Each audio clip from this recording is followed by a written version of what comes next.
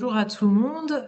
Aujourd'hui, on va voir comment les données peuvent réellement aider les territoires à co-construire leur politique culturelle avec des retours d'expériences concrets. Et on est le bureau des possibles qui mobilise l'intelligence collective, le design, l'innovation numérique au service d'un monde qu'on veut plus humain, plus créatif, généreux et inclusif. Euh, Au bureau des possibles, on a à cœur de rendre visible et lisible la réalité des territoires au travers de nos différents travaux, notamment les travaux de co-diagnostic, où on croise des approches quantitatives et qualitatives et sensibles également. On accompagne également les territoires en formant les acteurs à co-construire et à faire vivre leurs projets collaboratifs qui se font avec le plus de parties prenantes possible. Et au cours de ces rencontres et de ces formations, notamment une formation qui a eu lieu il n'y a pas très longtemps avec des référents de territoire, il y a eu pas mal de questions et de questionnements sur l'utilisation des données et ce que faisait le Bureau des possibles et ce que faisaient les autres départements. Et ça a été ces échanges qui ont fait naître en fait cette proposition de nous retrouver ce midi. Donc moi, je suis Angélique Robert, je suis conceptrice de formats et de dispositifs engageants et je m'appuie sur des pratiques d'intelligence collective, de design et de dynamique relationnelle. J'ai travaillé une vingtaine d'années dans la fonction publique territoriale et j'ai été coordinatrice d'un réseau de lecture publique en milieu rural pendant un certain nombre d'années. Et après, j'ai rejoint la bibliothèque des Champs Libres où j'ai co-conçu une dynamique d'engagement des publics qui s'appelle les rendez-vous 4C. Et depuis 6 ans maintenant, j'accompagne les structures dans leur stratégie collaborative et qui favorise la co-construction des politiques culturelles. Et aujourd'hui, je suis avec Julie et je te passe la parole. Et bonjour, donc moi je suis Julie Borgeot. Ça fait plus de 10 ans que je conçois et que j'anime des démarches participatives dans les domaines de la culture et de l'éducation. Je suis ingénieure de formation, j'ai commencé comme développeuse informatique, d'où mon petit penchant pour l'approche scientifique, les données, les algorithmes, etc. Et en travaillant avec le Bureau des possibles et avec le laboratoire d'usage culture société, je me suis rendu compte qu'il y avait un enjeu à mettre des données utiles et lisibles entre les mains des équipes culturelles, des citoyens, des élus, pour enrichir leurs analyses et leurs propositions. Donc ma question, ce qui m'anime un peu, c'est comment rendre les données réellement utiles pour les politiques culturelles, et puis d'autres questions qui vont avec, de quelles données on dispose, comment on les rend lisibles par les personnes qui sont directement concernées par ces données. Au Bureau des possibles, on accompagne les équipes pour qu'elles s'approprient leurs données. On les aide à créer des indicateurs qui les intéressent vraiment, qui leur sont vraiment utiles. On utilise les données comme un outil de dialogue, en fait, un outil parmi d'autres pour aider la co-construction de projets. Donc vous l'aurez compris, on n'utilise pas la donnée vraiment comme une fin en soi, mais plus comme un outil de co-construction. Alors aujourd'hui, on se concentre sur l'usage des données quantitatives et on laisse un petit peu de côté les approches plus qualitatives, comme par exemple la collecte de témoignages, mais ça pourrait faire l'objet d'un autre webinaire parce que c'est quelque chose qu'on fait beaucoup aussi au Bureau des possibles. Pour que vous sachiez un petit peu qui est inscrit aujourd'hui, parce que c'est aussi un échange, ce webinaire. Donc en bleu, il s'agit de bibliothèques départementales et d'autres services culturels départementaux. Les points orange, ce sont des réseaux de lecture publics intercommunaux ou d'autres services culturels intercommunaux. Et en rose, on a deux scènes nationales. Il y a aussi des personnes de la DRAC Aura, d'Occitanie Culture, de l'Agence du Livre PACA, de la BPI, de l'Observatoire de la lecture publique. Et parmi vous, il y a des universitaires et des consultants. Le domaine qui est le plus représenté aujourd'hui, c'est la lecture publique. Il y a aussi beaucoup de personnes qui œuvrent pour le développement de la culture, l'action culturelle en territoire. Et de manière plus minoritaire, on a des personnes des enseignements artistiques et du spectacle vivant. Et du coup, tous ensemble, ben, on est ensemble pour à peu près 1 heure. Pendant 30 minutes environ, on va vous partager quelques-unes de nos expériences. Et puis on essaye de garder vraiment 30 minutes pour l'échange. Euh, et vous pouvez intervenir dès maintenant, en fait, dans le chat pour poser des questions, partager des travaux que vous avez menés vous-même ou réalisés par d'autres personnes et que vous trouvez inspirantes. Donc, toutes vos contributions, on va les collecter et on pourra les restituer après. Euh, pour lancer le sujet, on a trouvé intéressant de partir des données d'activité des bibliothèques parce qu'on trouve que c'est un domaine assez inspirant et qui nous semble en avance par rapport aux autres pour la collecte, pour l'usage, pour l'ouverture des données. Et comme il y a beaucoup de données, c'est sur la lecture publique qu'on a le plus de retours d'expérience.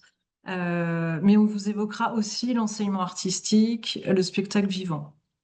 Nous travaillons donc régulièrement avec des médiathèques départementales, des réseaux de bibliothèques, et on utilise des données qu'on appelle les données SLL. Et Julie, est-ce que tu peux nous dire un peu plus ce que sont ces données SLL? Alors, donc, tous les ans, on a plus de 13 000 bibliothèques, donc municipales, intercommunales, des toutes petites bibliothèques ou des plus grandes, des bibliothèques où il n'y a que des bénévoles ou alors des bibliothèques avec des salariés, qui remplissent leurs données d'activité dans le cadre d'une enquête nationale du ministère de la Culture et plus particulièrement du service du livre et de la lecture. Donc on l'appelle souvent l'enquête SLL comme service du livre et de la lecture. On l'appelle aussi rapport script du nom de l'application qui était utilisée dans les années 2000 pour la collecte. Et aujourd'hui, c'est avec la plateforme Neoscribe. Donc elle a plein de petits noms, cette enquête. C'est une enquête annuelle qui existe depuis la fin des années 60 et qui est informatisée depuis les années 90. Et c'est l'Observatoire de la lecture publique qui coordonne la collecte, qui analyse et qui diffuse les données. Et donc j'en profite pour remercier Guillaume Hatt de sa présence avec nous aujourd'hui. Alors concrètement, comment ça se passe? C'est l'Observatoire qui sollicite l'aide des bibliothèques départementales qui vont identifier les bibliothèques de leur territoire et qui vont aller chercher les réponses une à une de chaque bibliothèque. Et puis il y a aussi une collecte en direct par l'Observatoire auprès de 2000 lieux. Donc ça fait 15 000 lieux en tout qui sont concernés. En échange du travail que les bibliothèques départementales font, les départements bénéficient des données des bibliothèques de leur territoire. Et c'est une collecte très conséquente qui prend 5 mois. Il y a environ 600 questions et il y a des versions allégées aussi de cette enquête pour les plus petites structures. Il faut savoir que c'est un taux de réponse de 80% pour cette enquête. Donc on vous partage là dans le chat des liens pour en savoir plus sur l'Observatoire de la lecture publique et sur cette enquête. Alors, participer à cette enquête, c'est depuis longtemps une obligation légale pour les bibliothèques publiques municipales et intercommunales, selon l'article R 314-1 du Code du patrimoine. Donc, pareil, on va vous partager le lien vers l'extrait du Code du patrimoine. En fait, ce qu'on voit, c'est que le Code du patrimoine, il mentionne un rapport annuel du ministère, mais il ne parle pas des usages de ces données par les territoires eux-mêmes. Et jusqu'à juin 2025, donc il y a très peu de temps, ces données, elles étaient publiques, mais elles n'étaient pas ouvertes.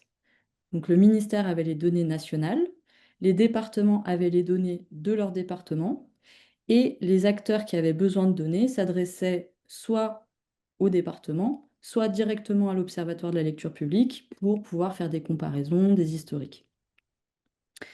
Mais ce qui est intéressant de savoir aujourd'hui, c'est que le contexte réglementaire et législatif, en fait, il l'oblige aujourd'hui à publier.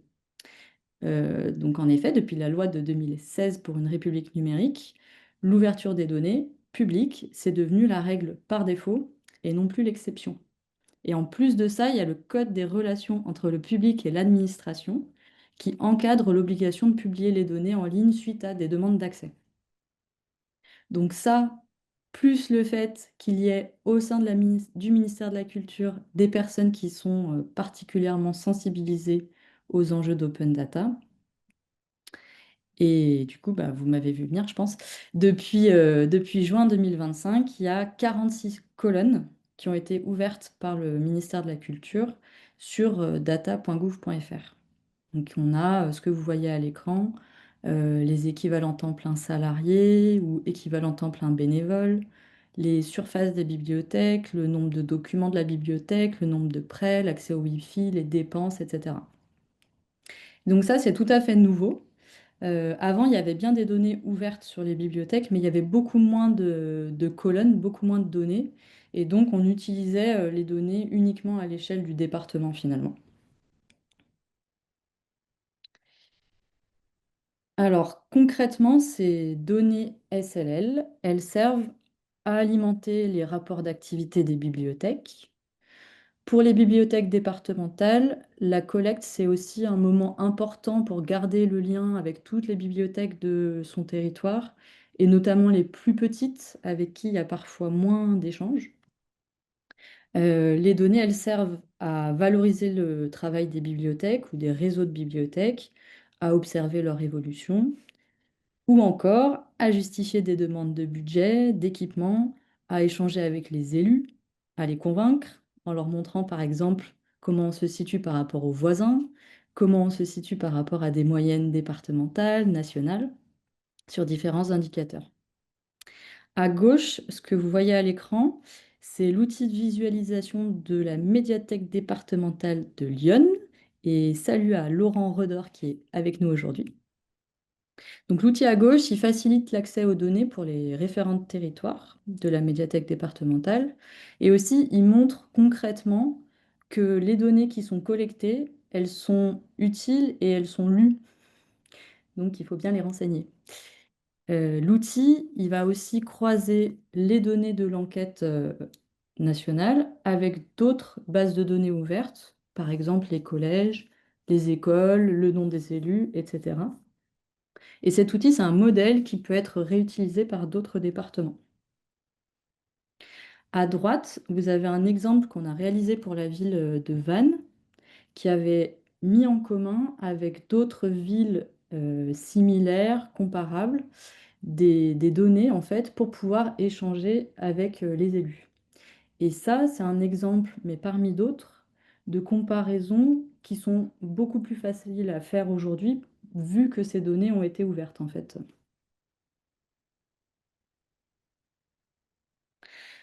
Bon, mais dans d'autres secteurs culturels, on n'a pas toujours autant de données que pour la lecture publique.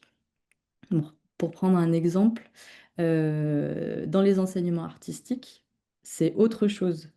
Il n'y a pas de collecte au niveau national et c'est des pratiques assez variables d'un département à l'autre. À gauche, on a quelques images de l'Observatoire des enseignements artistiques de l'Isère qui réalise une collecte de données très conséquente et aussi une synthèse annuelle.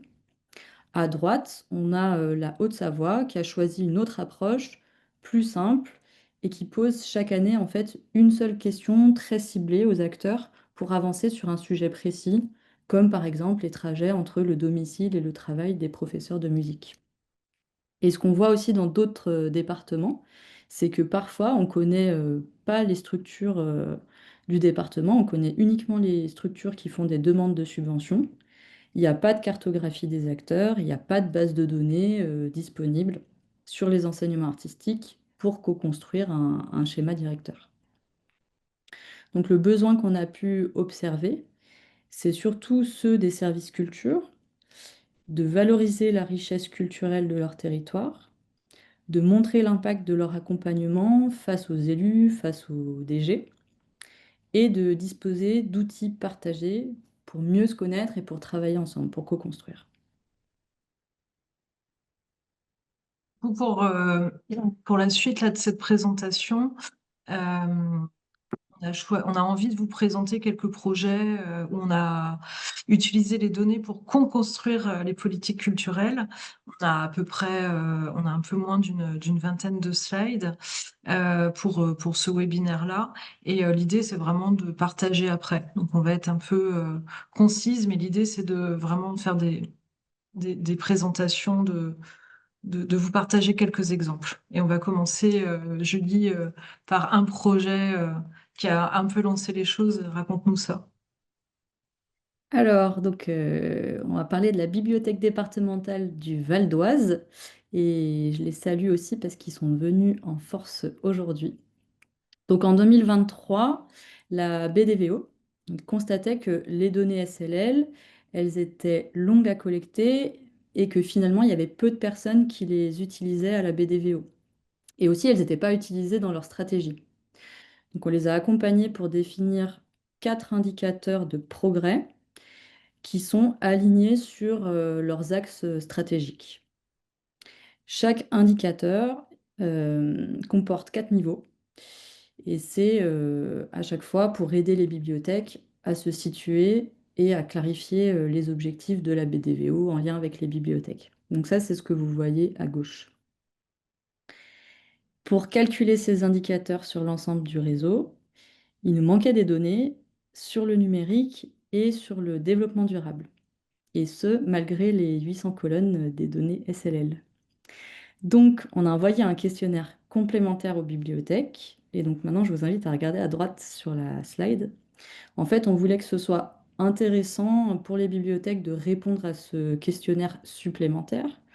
Et on craignait aussi qu'elles ne répondent pas parce que finalement, ça fait beaucoup de collecte de données auprès des bibliothèques. Donc, ce qu'on a fait, c'est que quand une bibliothèque valide sa réponse à son questionnaire, elle reçoit de manière automatisée un portrait avec ses niveaux, avec ses données SLL, qui lui permet de se comparer avec les autres bibliothèques du département.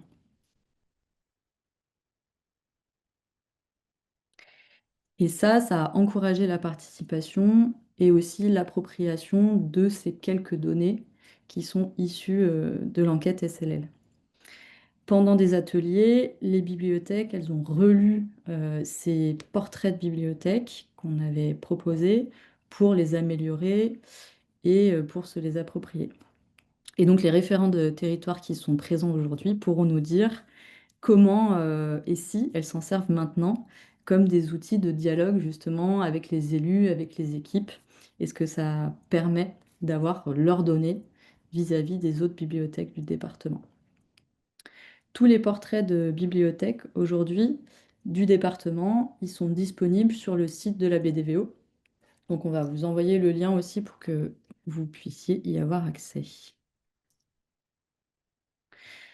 Par ailleurs, à la BDVO, il y avait besoin d'outils pour soutenir les coopérations avec d'autres directions du département. Donc là, on a conçu une fiche par communauté de communes qui croise la lecture publique et d'autres services. Et ces portraits de territoire, depuis, ils ont été étendus à l'ensemble de la direction de la culture. Et pour nous, c'est devenu aussi un modèle qu'on réemploie dans d'autres contextes, toujours pour travailler les coopérations entre différentes directions dans une collectivité.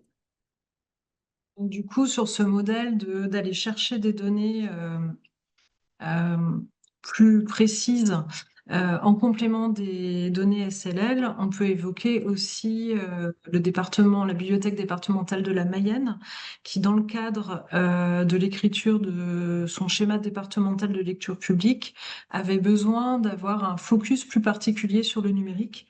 Donc, on a travaillé ensemble pour, toujours dans la même démarche, co-construire ce questionnaire complémentaire et surtout qu'est-ce qu'il peut apporter aussi aux bibliothèques et comment on peut les inciter à le remplir. Et donc du coup, ce questionnaire, il a donné, vous voyez là à gauche, une cartographie du type d'acteurs numériques extérieurs pour lesquels les bibliothèques ont déclaré en fait leur coopération. Alors, ça a produit d'autres choses. On a juste choisi ces deux exemples, ces deux illustrations là avec Julie. Et là, il y avait une question, l'équipe aurait-elle besoin de formation sur le sujet du numérique? Et donc, on voit en couleur les réponses suivant les territoires. Et c'était très intéressant, en fait, de superposer cette carte avec le besoin, en fait, en formation et la carte qui montrait déjà les actions mises en place par les bibliothèques. Mais on va pas aller plus loin là sur ce sujet-là. Hop. Un autre exemple, Julie. Alors, autre travail sur les données avec le TMN Lab, donc du côté du spectacle vivant. Là, le besoin, c'était d'avancer sur la mutualisation des données entre acteurs du spectacle vivant. Donc, on a conçu et animé 5 ateliers en visio avec des membres de la communauté du TMN Lab pour identifier les besoins concrets des acteurs, les données qui existent, les données qui peuvent être intéressantes, des usages qui pourraient exister et qui seraient intéressants si les données étaient effectivement mutualisées, et tous les freins, qu'ils soient organisationnels ou techniques, à la mutualisation des données entre ces structures. Donc le groupe de travail, il a défini ensuite la gouvernance d'une première preuve de concept entre structures qui se lancent dans cette mutualisation. Et aujourd'hui, le TMN Lab, il poursuit le travail en lançant une expérimentation là-dessus. Ça commence le 2 décembre en lien avec le ministère de la Culture, la DGCA et le SNUM. Et on vous partage aussi les liens sur ce projet pour en savoir plus.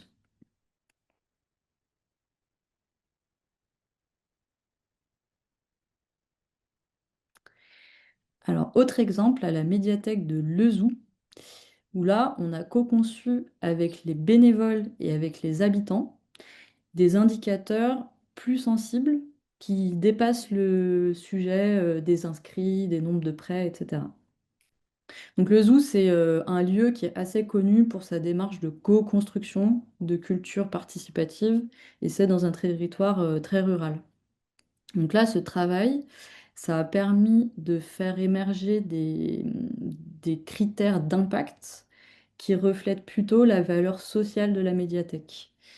C'est une démarche qui s'inscrivait dans une étude de la BPI, en lien avec le service du livre et de la lecture. Et la médiathèque ensuite, elle a poursuivi ce travail sur les indicateurs d'impact, toujours en co-construction avec les habitants et les bénévoles, bien entendu.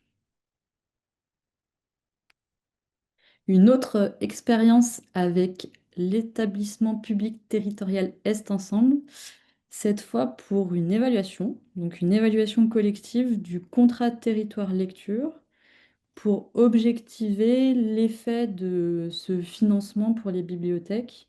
C'est un financement qui est fléché sur des actions ciblées.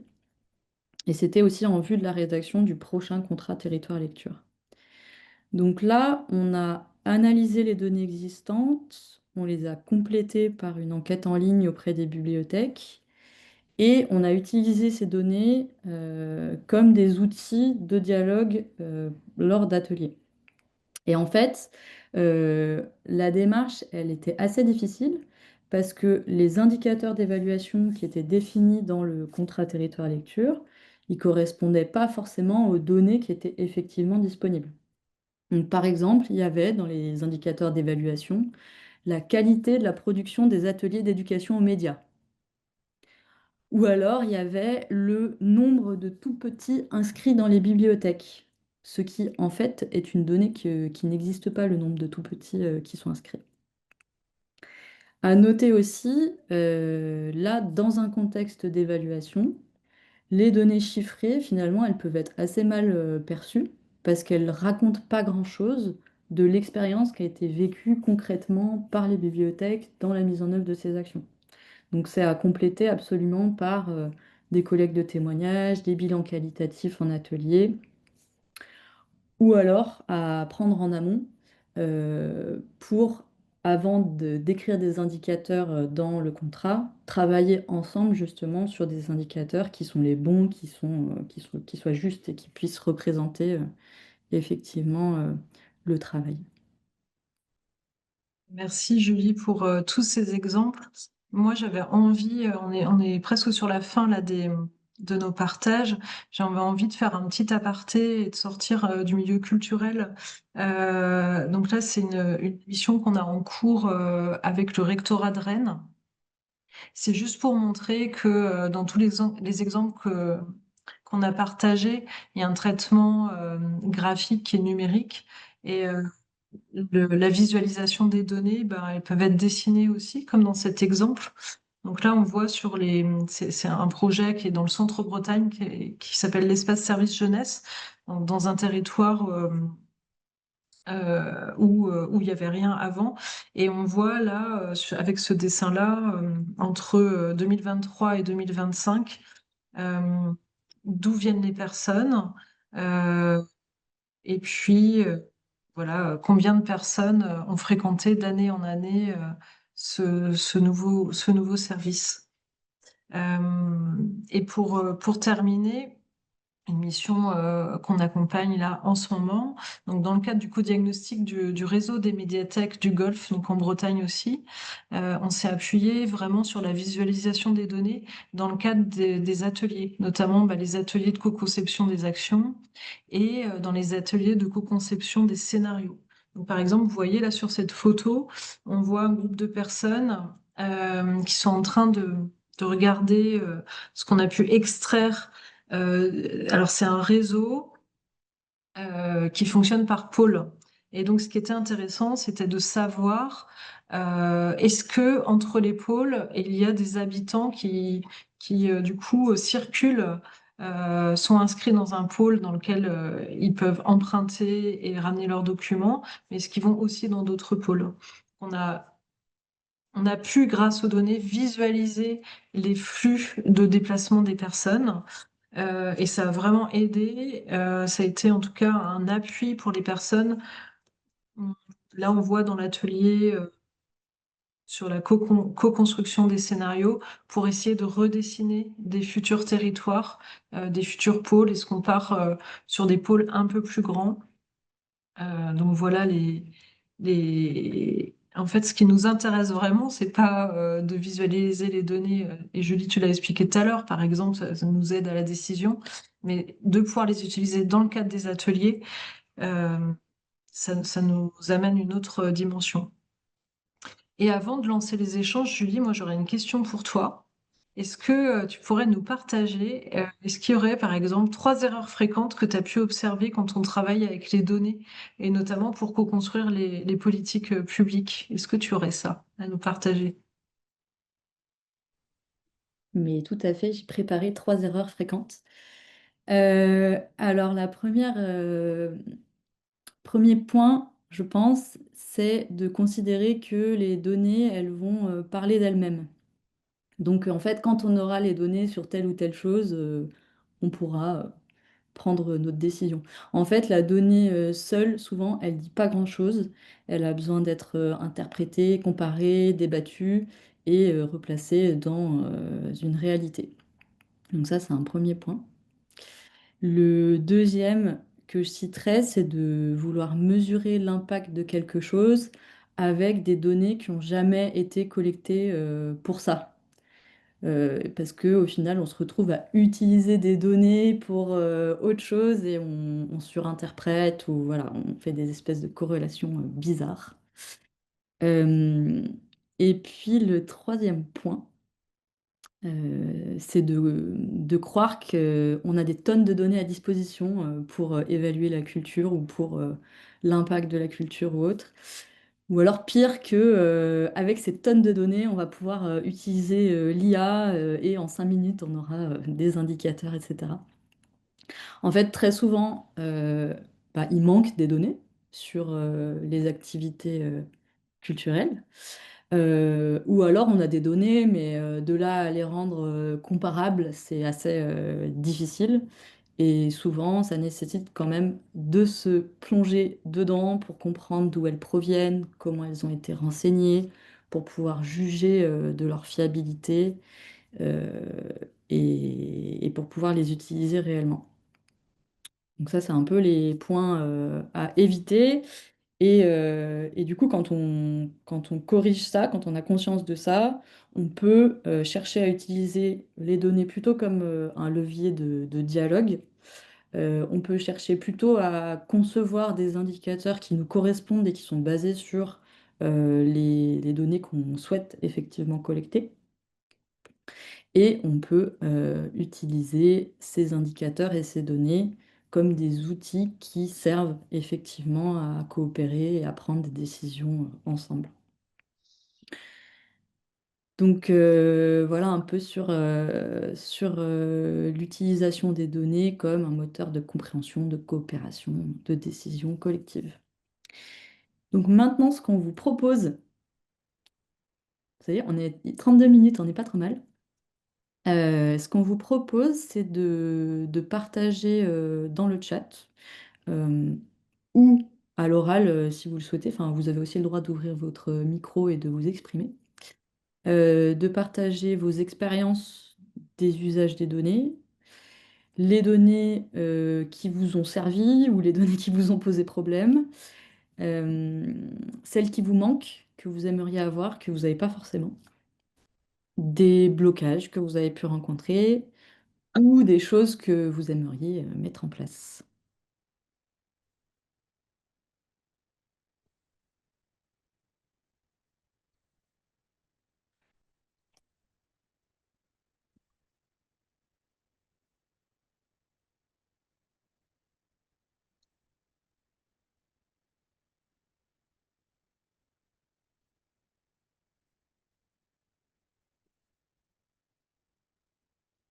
Angélique, on ne t'entend pas, ton micro est coupé. C'est vrai, sans le micro, c'est pas pratique. Je disais qu'il y a Flore Vignier qui pose cette question. Les données quantitatives ont, il me semble, dans le domaine de la culture, mauvaise réputation. Avez-vous des conseils pour les réhabiliter?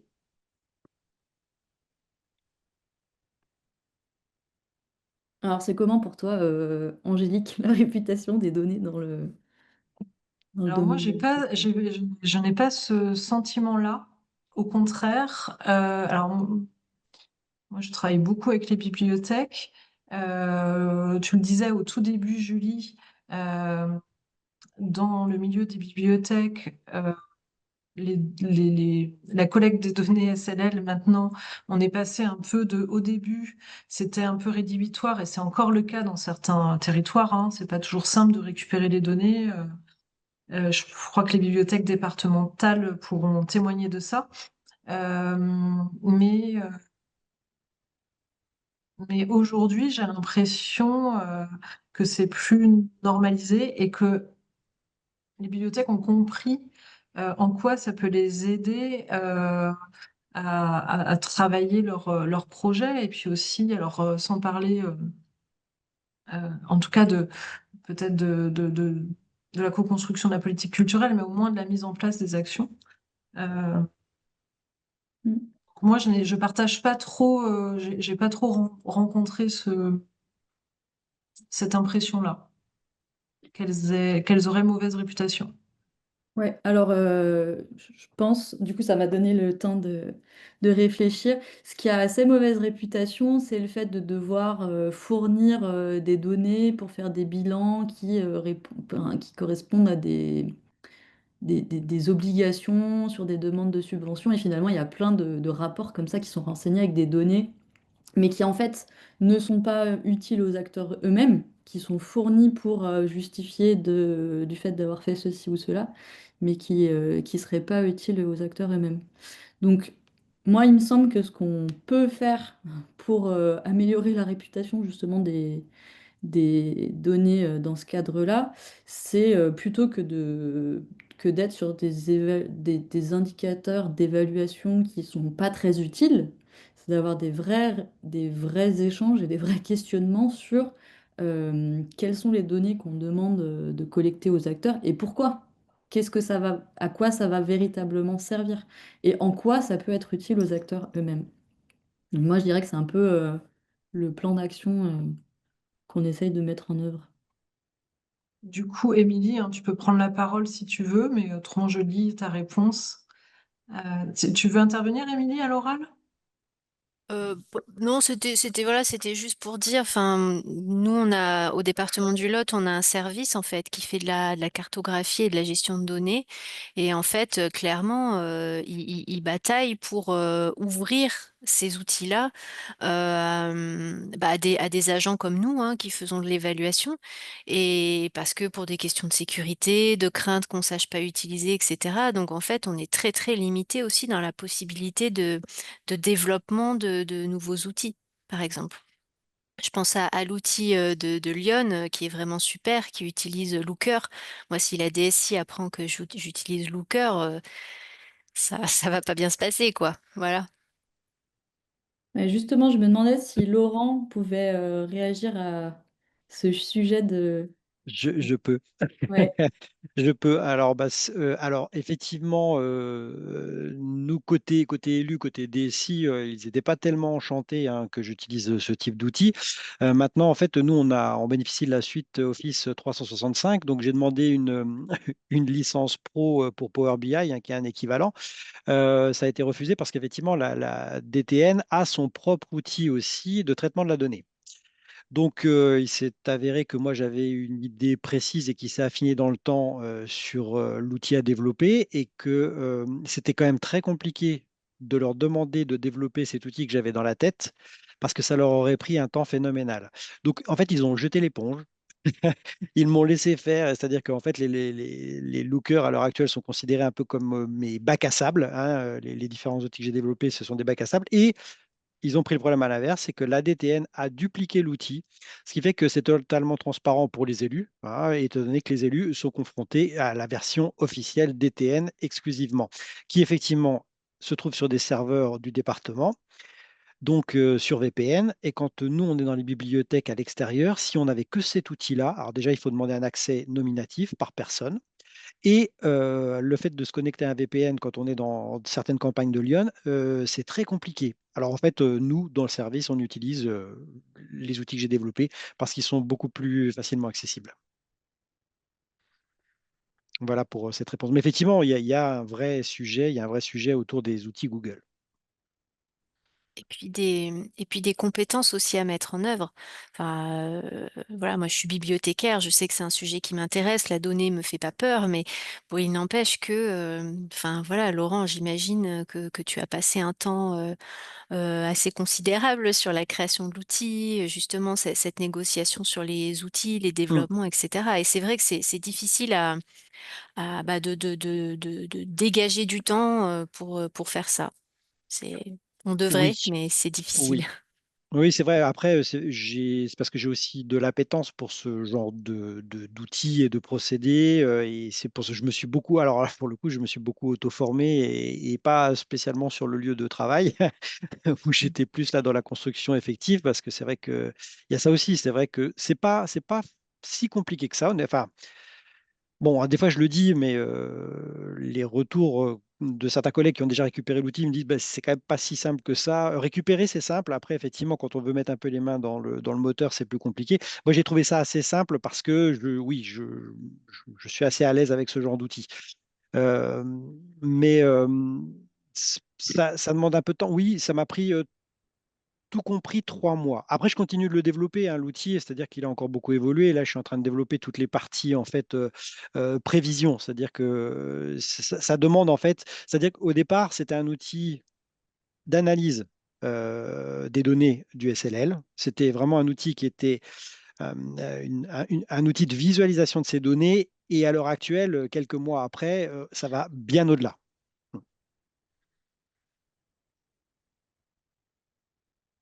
Du coup, je vois quelqu'un, une personne qui est référente de territoire à la médiathèque départementale de Loire-Atlantique, mais qui peut prendre la parole. Donc, je n'ai pas le prénom de la personne, donc je pense qu'on se connaît, mais Oui, oui, je sais pas si vous m'entendez? Vous m'entendez? oui. Oui, oui, et je savais pas si le micro marchait, j'ai emprunté le casque d'une collègue. Oui, oui, effectivement, j'avais pas Zoom, je l'ai téléchargé en urgence, donc il y a pas mon nom qui s'affiche. Donc je suis Carole Toublan Secondi, je suis à la bibliothèque départementale de Loire-Atlantique. Bon, de toute façon, j'ai un peu résumé la chose par écrit. En effet, en tout cas, moi, à mon niveau, je ne parle pas pour toutes les référentes parce que je ne parlerai pas à leur place, mais en effet, enfin, moi, je suis régulièrement confrontée à la difficulté en fait de toutes les plus petites structures qui ont souvent des logiciels, on va dire, ouais, les SIGB, nous on les appelle les SIGB, qui sont en fait très peu développés, avec du coup un accès aux données déjà assez limité. Et puis surtout, pour avoir des données fiables, il faut aussi que les, les informations qui y sont enregistrées soient harmonisées. Sinon, ça donne des données pas harmonisées du tout et donc des résultats qui sont complètement inexploitables. Donc il y a cet aspect-là, et puis il y a aussi donc, et du coup c'est que ça va ensemble, la difficulté aussi notamment des bénévoles qui n'ont pas forcément les compétences en informatique pour y être sensibilisés déjà de base, et puis pour pouvoir manipuler l'outil, quoi. Et donc on est souvent un peu en difficulté pour vraiment avoir une vue d'ensemble fiable des territoires de ce fait-là. Voilà. Merci Carole. Du coup, il y a un autre sujet posé par Aurore. Pourrait-on en savoir plus sur les fiches réalisées en Val d'Oise pour favoriser le croisement avec d'autres politiques publiques? Quelles données y sont présentées? Ouais, alors on peut peut-être revenir sur, Angélique, si tu peux le faire, sur la Je peux. slide qui présente ces portraits de territoire. Ok, donc à gauche, donc initialement, c'était pour la bibliothèque départementale du Val d'Oise. Donc la fiche, elle va présenter pour chaque communauté de communes les structures de la lecture publique par type. Donc il y a les types A, B, C, D, qui ont été définis. Ça va aussi indiquer si les bibliothèques sont en réseau, le type de réseau et quels services existent à l'échelle de la communauté de communes, s'il y a des navettes ou d'autres services de ce type. Il y a un petit encadré aussi sur la population. Donc, quelques indicateurs, c'est assez succinct sur la structure de la population. Et en bas de la fiche, en fait, c'est les structures en territoire de chacune des autres directions avec qui la bibliothèque départementale souhaite travailler. Donc, il y a les structures de la petite enfance, les collèges, les structures du handicap, les structures de l'action sociale dans cette communauté de communes. Et en fait, cet outil, alors déjà au moment de la collecte de données, ça nécessite de croiser les données de différentes directions, donc ça prend un certain temps. Et ensuite, c'est un outil pour échanger entre directions du département sur des projets, des dispositifs qui peuvent être faits sur telle ou telle communauté de communes. On a appelé ça des potentiels de coopération entre ces structures. Donc ça, c'était initialement, là je vous décrivais ce qui est à gauche sur la slide, mais en fait on le reproduit en ce moment avec la Seine-et-Marne, où là le sujet c'est plutôt les coopérations entre la direction de la culture de manière plus générale et d'autres directions. Il y a aussi la direction des sports par exemple. Euh, Ça peut être aussi pour les enseignements artistiques en lien avec le social, les EHPAD, etc. Voilà un petit peu pour les portraits de territoire. Du coup, il y a Flore Vignier, donc de l'Ardèche, qui partage une expérience un peu similaire. Je ne sais pas si Flore voulait prendre la parole. Oui, je peux si vous voulez. Oui, Merci. effectivement, nous, dans notre cuisine interne, au sein de la direction, donc on est une grosse direction où on a aussi le sport, la jeunesse et la vie associative avec la culture. Et on a un système de ce qu'on appelle les revues de territoire. Donc chaque mois, on se rassemble autour d'un fichier Excel que chaque référent thématique remplit pour partager les données à l'échelle des EPCI. Donc, on fait 2 EPCI par mois. On a 18 EPCI sur le département. Ça nous permet d'avoir un portrait un peu global à la fin de l'année des problématiques partagées avec les collègues. Alors après, enfin, c'est vraiment de la tambouille, c'est pas du tout aussi beau que ce que peut faire le Val d'Oise, mais en tout cas, c'est un outil qui est assez utile à notre coopération. Et je profite du coup, comme j'ai la parole, préciser peut-être ma question de tout à l'heure, qui était un peu brute comme ça. Mais ce que je me dis, en fait, donc nous, on a un réseau des coordinateurs CTEAC sur notre territoire et on a créé des dossiers de bilan partagés avec eux. Donc, enfin, tous nos outils sont co-construits. Chaque année, on les fait évoluer selon les remarques qu'on fait au moment du bilan à l'échelle départementale de toutes les données qu'on a collectées. Et du coup, ça nous, enfin, en fait, c'est un peu un, c'est un peu comment dire, très frustrant parce qu'en fait, on a effectivement toujours du mal sur les données quantitatives. La construction des budgets, le nombre de personnes, c'est des choses qui sont plutôt remplies de manière illégale, alors que du coup, ça nous permet quand même de conforter un certain nombre de choses à l'échelle départementale, alors qu'à l'inverse, on demande les regrets, les fiertés, tout ça. Ça, c'est hyper bien rempli. Donc voilà, c'était pour ça que je posais cette question-là de cette façon-là. Et du coup, Yves Armel est intervenu dans le chat en disant qu'il peut y avoir justement parfois la peur que les données soient aussi instrumentalisées contre les collectivités. Je ne sais pas si Yves Armel, il y avait la notion de comparaison et, euh, et révéler des échecs.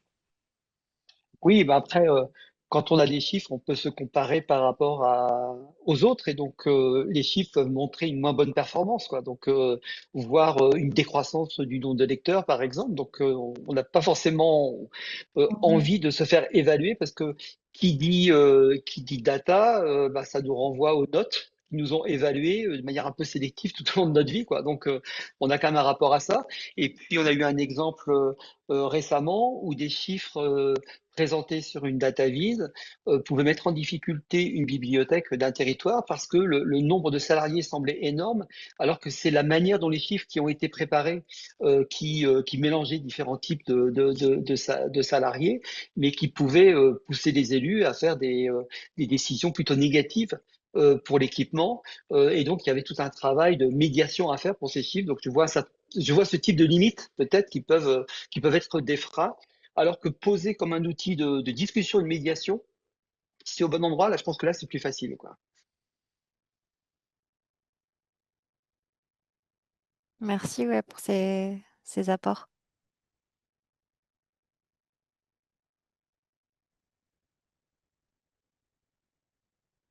Ouais, moi, ça me rappelle beaucoup d'essais pour réaliser des indicateurs sur un avant-après. Donc, je sais pas, on compare une année il y a 5 ans avec aujourd'hui, ou plutôt on compare les 2019 avec 2024. Et en fait, c'est très difficile parce que les chiffres vont pas montrer forcément une amélioration sur tous les indicateurs parce qu'il y a plein de choses qui ont changé. Par exemple, pour le nombre d'inscrits en bibliothèque, eh ben, il suffit qu'on passe à un nombre de prêts illimité avec la carte de bibliothèque. Et du coup, il n'y a plus besoin que toutes les personnes de la famille s'inscrivent. Et donc, en fait, le nombre d'inscrits, il chute drastiquement, quoi. Et il y a plein d'indicateurs comme ça où même comparer une année il y a 5 ans et aujourd'hui, bah, c'est extrêmement difficile. Et donc ça peut pas être fait comme ça en l'état, ou en tout cas quand on le fait, ça se passe pas très bien. Mais du coup, on va un peu sur un autre sujet qui est, tu l'as dit au tout début, Julie, aujourd'hui on parlait des données quantitatives et après bah, il y a tout ce qu'on récolte qui est de la matière plus sensible et plus qualitative. Et en tout cas, même quand on est sur le quantitatif, on ne peut pas ne pas avoir d'explication à côté pour expliquer certaines situations. Et même parfois, même euh, Julie, on a encore hier, ou je sais plus quand, avant-hier, sur certaines données, il y a des fois des visualisations qui peuvent être plus dures à comprendre.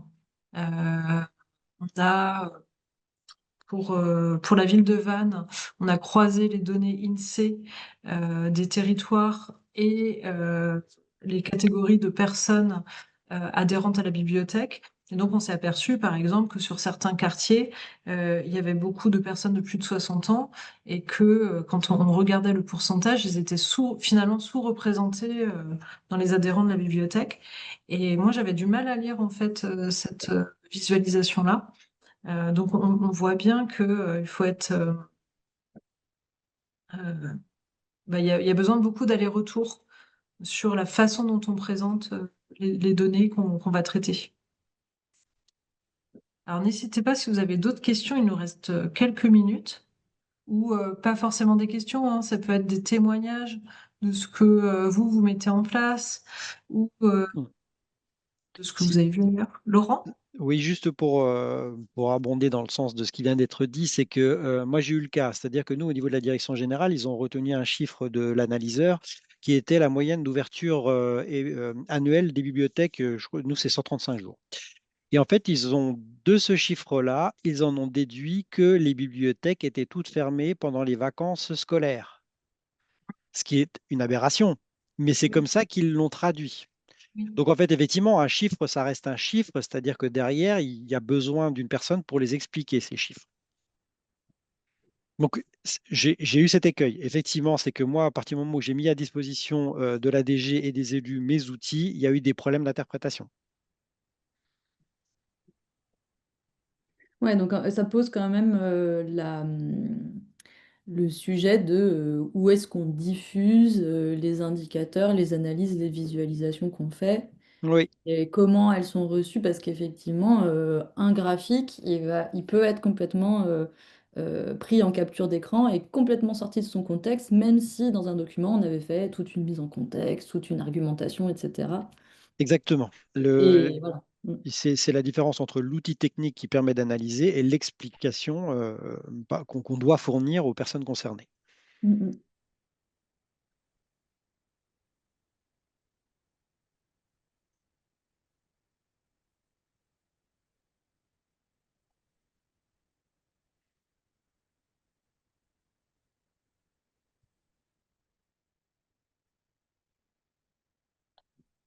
Est-ce que Alexia est toujours avec nous? Je suis toujours avec vous. Peut-être qu'Alexia, tu peux témoigner de ton expérience aussi, euh, toi qui as beaucoup travaillé sur la, le fait de présenter des données aux usagers, qu'ils fassent des relectures, et puis de créer des documents. Tu as peut-être des choses à Oui, sur ajouter. la partie où quand on confronte du coup les personnes qu'on a en atelier avec les données que nous on a récupérées, que ce soit à la fois issues du SLL ou des enquêtes, souvent moi je suis confrontée un peu à leurs questions, surtout quand c'est dans des bibliothèques ou même dans d'autres lieux où on va, où les personnes, elles sont pas l'habitude de voir ces données. Généralement, elles les remplissent, elles les donnent sous d'autres formes, et après, elles sont retranscrites dans des tableaux, dans plein de choses. Et donc, nous, quand on les donne à voir sous les formes de visualisation, il y a souvent un peu un moment de décalage où là, elles ont besoin de prendre le temps de se mettre dans ces données. Des fois, elles comprennent pas d'où ça vient, elles ont besoin de beaucoup de contexte. Donc, c'est ce qu'on disait, que ce soit bien accompagné. Et puis en plus, des fois, elles se rendent compte aussi qu'il y a ce côté, il y a des choses qu'elles n'ont pas l'impression de retrouver par rapport à ce qu'elles vivent réellement, dans ce qu'elles remplissent. Donc, il y a vraiment... souvent, je suis confrontée à ce temps de comprendre les données qu'elles utilisent en fait au quotidien.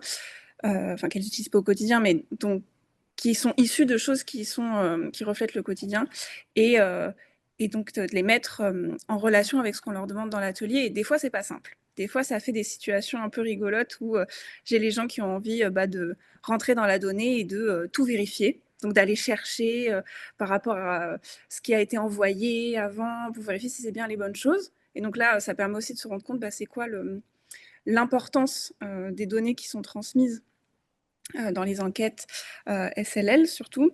Et des fois aussi, ça fait naître des choses où on se rend compte ça permet une meilleure lisibilité du territoire. À Vannes, on l'a vu, vous avez vu la photo dans les slides des personnes qui se sont vraiment accaparées les visualisations qu'on leur a transmises, parce que là, c'était vachement plus lisible. Et donc là, c'est vraiment un vrai outil avec une vraie plus-value pour elles.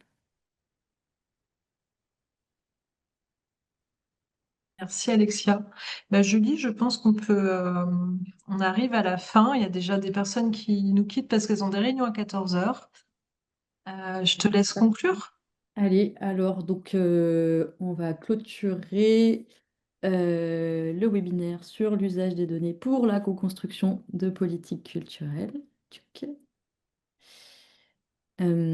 Merci d'avoir été présent aujourd'hui. On espère que ça vous aura inspiré, questionné, qu'on aura bien partagé notre énergie sur ce sujet. On vous enverra un mail suite à ce webinaire avec nos contacts, donc n'hésitez pas à nous écrire, on sera ravis de poursuivre les échanges. On partagera aussi nos notes du webinaire, ce qui a été partagé dans le chat aujourd'hui. Donc j'ai vu qu'on attendait un document par exemple de l'Ardèche, on peut faire le passage de relais pour la suite. Et du coup, pour finir en exclusivité, on peut vous communiquer la date du prochain rendez-vous des possibles, qui sera animé par Yves Armel et Michael. Donc Yves Armel, je te laisse le présenter si tu veux.